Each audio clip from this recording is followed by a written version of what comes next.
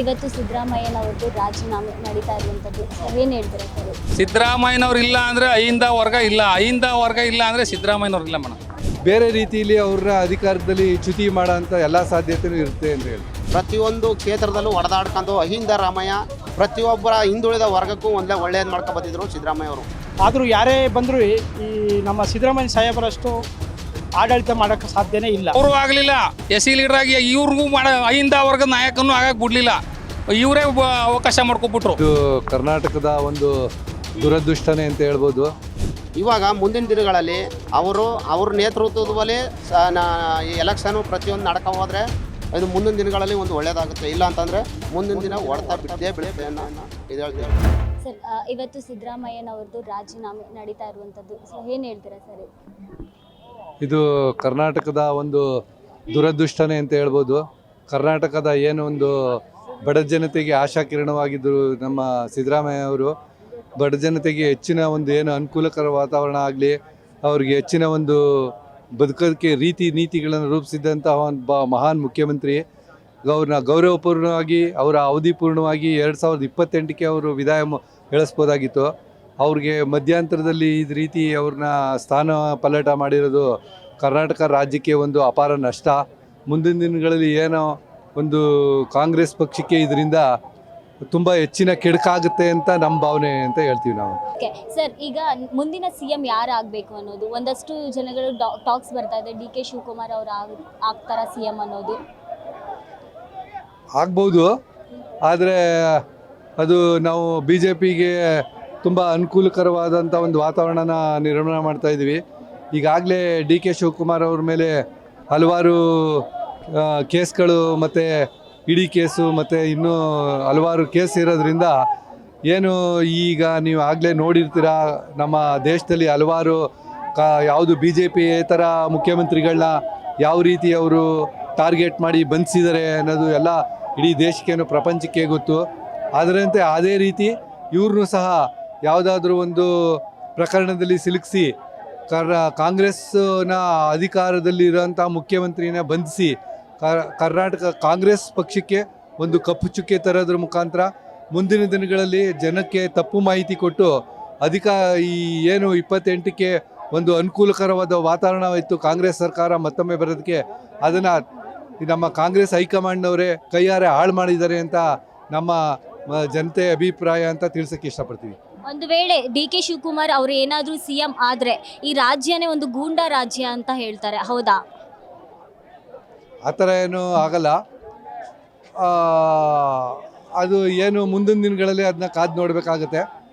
ಗೂಂಡಾ ರಾಜ್ಯ ಅನ್ನೋಂಥ ಪರಿಸ್ಥಿತಿ ಏನು ಕೆಟ್ಟ ಪರಿಸ್ಥಿತಿ ನಿರ್ಮಾಣ ಆಗದೇ ಇದ್ರೂ ಸಹ ಬೇರೆ ರೀತಿಯಲ್ಲಿ ಅವ್ರನ್ನ ಅಧಿಕಾರದಲ್ಲಿ ಚ್ಯುತಿ ಮಾಡೋ ಅಂಥ ಎಲ್ಲ ಸಾಧ್ಯತೆಯೂ ಇರುತ್ತೆ ಅಂತ ಹೇಳಿ. ಸರ್, ನಿನ್ನೆಯಿಂದನೂ CM ಅವರು ರಾಜೀನಾಮೆ ಕೊಡ್ತಾರೆ ಅನ್ನೋದು ನಿನ್ನೆಯಿಂದ ಇವತ್ತವರೆಗೂ ಡೆವಲಪ್ಮೆಂಟ್ ನಡೀತಾನೆ ಇದೆ, ಏನು ಹೇಳ್ತೀರಾ ಸರ್? ಮೇಡಮ್, ಈ ಹಿಂದೆ ಸೋನಿಯಾ ಗಾಂಧಿ ಅವರು AICC ಅಧ್ಯಕ್ಷರಾಗಿದ್ದರು.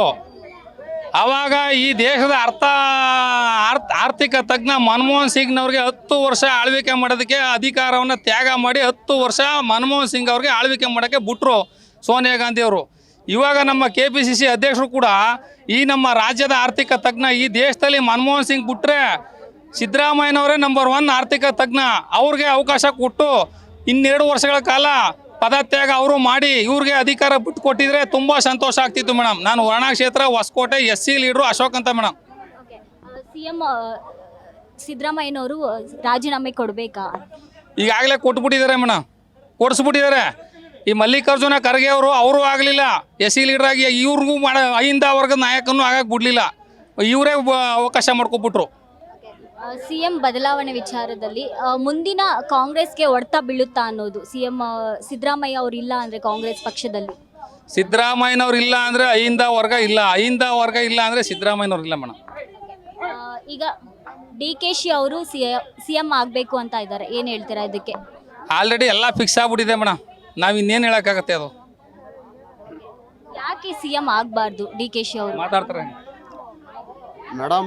ಇವಾಗ ಏನಾಗಿದೆ ಅಂತಂದರೆ ಸಿದ್ದರಾಮಯ್ಯನವರು ಒಬ್ಬ ಸಾಮಾಜಿಕ ಪ್ರತಿಯೊಬ್ಬರಿಗೂ ಒಂದು ನ್ಯಾಯ ಒದಗಿಸ್ಕೊಡೋಂಥವ್ರು. ಈಗ ಮೇಲ್ಗಡೆ ರಾಹುಲ್ ಗಾಂಧಿ ಅವರು ಹೈಕಮಾಂಡು ಅವರು ವಾರಂಟ್ ಇಲ್ಲದೆ ಅರೆಸ್ಟು ಅಂತಾರಲ್ಲ, ಆ ರೀತಿ ಮಾಡಿಬಿಟ್ಟಿದ್ದಾರೆ ಈಗ ಸಿದ್ದರಾಮಯ್ಯ ಅವರ. ಒಂದು 15 ದಿನ ಕಾಲಾವಕಾಶ ಕೊಡಿ ಅಂತ ಕೇಳ್ಕೊಂಡ್ರುವ ಯಾವುದೇ ಕಾರಣಕ್ಕೂ ಅವರು ಒಂಥರ ಇದು ಇಂಥ ಕೆಲಸ ಮಾಡಿದ್ದಾರೆ. ಆದ್ದರಿಂದ ಮುಂದಿನ ದಿನಗಳಲ್ಲಿ ಕಾಂಗ್ರೆಸ್ಗೆ ಸ್ವಲ್ಪ ಹೊಡೆತ ಬೀಳ್ತದೆ ಅಂತಲೇ ನಾವು ಹೇಳ್ತೀವಿ. ಈಗ ಅಹಿಂದ ಮತಗಳನ್ನೆಲ್ಲ ನಿಂತ್ಕೊಂಡು ಎಲ್ಲ ಕ್ಷೇತ್ರದಲ್ಲೂ ಓಡಾಡ್ಕೊಂಡು 1 ವರ್ಷ 2 ವರ್ಷ ಅಂತಲೇ ಸುತ್ತಾಡ್ಕೊಂಡವ ಪ್ರತಿಯೊಂದು ಕ್ಷೇತ್ರದಲ್ಲೂ ಹೊಡೆದಾಡ್ಕೊಂಡು ಅಹಿಂದ ರಾಮಯ್ಯ ಪ್ರತಿಯೊಬ್ಬರ ಹಿಂದುಳಿದ ವರ್ಗಕ್ಕೂ ಒಳ್ಳೇದು ಮಾಡ್ಕೊ ಬಂದಿದ್ರು ಸಿದ್ದರಾಮಯ್ಯ ಅವರು. ಇವಾಗ ಮುಂದಿನ ದಿನಗಳಲ್ಲಿ ಅವ್ರ ನೇತೃತ್ವದಲ್ಲಿ ಈ ಎಲೆಕ್ಷನು ಪ್ರತಿಯೊಂದು ನಡ್ಕೊ ಹೋದರೆ ಇದು ಮುಂದಿನ ದಿನಗಳಲ್ಲಿ ಒಂದು ಒಳ್ಳೇದಾಗುತ್ತೆ. ಇಲ್ಲ ಅಂತಂದರೆ ಮುಂದಿನ ದಿನ ಹೊಡೆತ ಬಿದ್ದೇ ಬೀಳುತ್ತೆ ಅನ್ನೋ ಇದು ಹೇಳ್ತೀನಿ. ನಾವು ಹೊಸಕೋಟೆ ಕುಮಾರ್ ಅಂತ SC ಲೀಡ್ರು. ಮಹೇಶ್ ಅಂತ ಪಾಲತ್ತೂರು ಎಲ್ಲಿಂದ ಬಂದಿರೋದು? ವರ್ಣಕ್ಷೇತ್ರ ಮೇಡಮ್. ಶ್ರೀಕಂಠೇಶ್ವರ ದೇವಸ್ಥಾನದ ಧರ್ಮದರ್ಶಿಗಳು. ಆದರೂ ಯಾರೇ ಬಂದರೂ ಈ ನಮ್ಮ ಸಿದ್ದರಾಮಯ್ಯ ಸಾಹೇಬರಷ್ಟು ಆಡಳಿತ ಮಾಡೋಕ್ಕೆ ಸಾಧ್ಯನೇ ಇಲ್ಲ. ಇಡೀ ಕೆಳಮಟ್ಟದ ಬಡವರುಗಳೆಲ್ಲ ಗುರುತಿಸಿ ಎಲ್ರಿಗೂ ಸಹಾಯ ಮಾಡಿದ್ದಾರೆ. ನಾವು ಅತಿ ಬಡತನದಿಂದ ಬಂದವರು ನಮ್ಮನ್ನು ಗುರುತಿಸಿ ಶ್ರೀಕಂಠೇಶ್ವರ ದೇವಸ್ಥಾನಕ್ಕೆ ಧರ್ಮದರ್ಶಿಗಳಾಗಿ ಆಯ್ಕೆ ಮಾಡವ್ರೆ. ಆದರೆ ಯಾರೇ ಬಂದರೂ ಸಿದ್ದರಾಮಯ್ಯ ಸಾಹೇಬ್ರ ಹತ್ರ ಆಡಳಿತ ಮಾಡೋಕ್ಕೆ ಸಾಧ್ಯನೇ ಇಲ್ಲ.